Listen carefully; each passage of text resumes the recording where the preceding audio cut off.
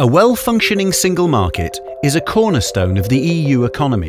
The Estonian presidency would like to hold a discussion on the sale of goods proposal to promote cross-border trade by easing compliance costs for businesses and increasing consumer trust. If traders would like to sell goods in another state, they find themselves having to spend time and money on learning about the national contract laws of each member state.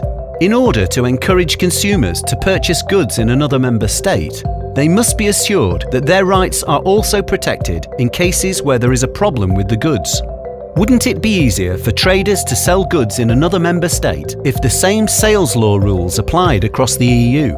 Wouldn't the purchase of goods in other member states be safer for consumers if the same consumer rights applied in all member states? Harmonised rules on the sale of goods would benefit both traders and consumers.